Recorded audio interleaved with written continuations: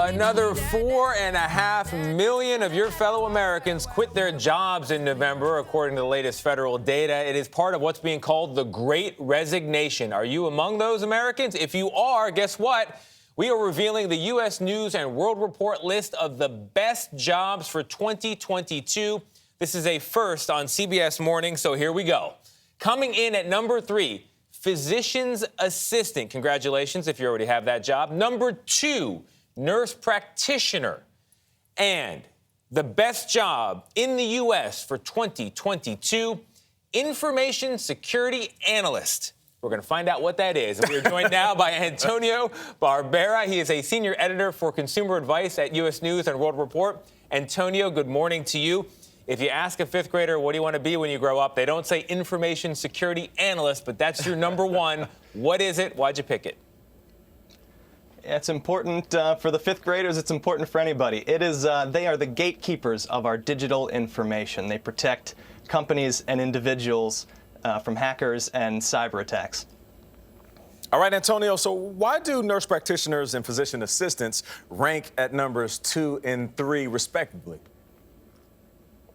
So healthcare jobs always do extremely well in our rankings, and these are two positions that have low unemployment rates, excellent growth opportunities, strong median salaries of over $100,000 per year, and they have lower barriers to entry than some other healthcare jobs. They don't require medical school, so you can start working much earlier, and you won't be saddled with hundreds of thousands of dollars of potential student debt.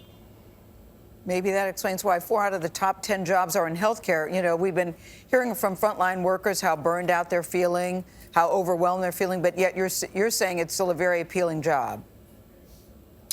It doesn't go away. The scores for these positions do not do very well in stress level, in work-life balance, but they just dominate in terms of the low unemployment rates, extremely strong salaries, and just excellent expectations of job growth over the next 10 years.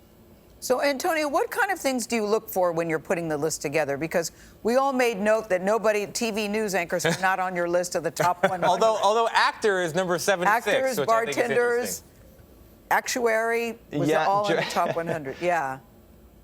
Yeah, journalists, you can imagine the stress levels and the work-life balance for that and unemployment rates. So some work to be done there yet. But overall, for the methodology, we look at what we think job seekers look for most in a new job, and that's median salary, that's unemployment rate, that's stress level, work-life balance, as I just mentioned, and whether or not the job is going to grow over the next 10 years. So we take all of these characteristics, weigh them to give us a score between 1 and 10, and then give it a corresponding ranking. All right, Antonio, so I'm pretty sure we have some viewers that are at home, maybe some friends or family members that are sitting back saying, I'm looking to switch careers, but I don't want to go back to school for a long time. I don't want to sit and do a whole bunch of new training. So what type of jobs on the list would you recommend? And I want to make some money. Yeah, money. Well, look, you mentioned at the top, there's 4.5 million resignations happened recently. There's 10.6 million job openings. So we've reached an inflection point where there are significantly more job openings than applicants. And this is a real advantage to job seekers who now have a bit more selectivity in making a decision of what they want their next job to be, whether it be something that has a higher salary, a better work-life balance, maybe the opportunity to work remotely. So we invite all those job seekers to usnews.com to check out not only our rankings and not only our job profiles, but also subcategories for different topics such as business and healthcare. Thank you, Antonio Barbera, with a very cool name. You're watching CBS Mornings.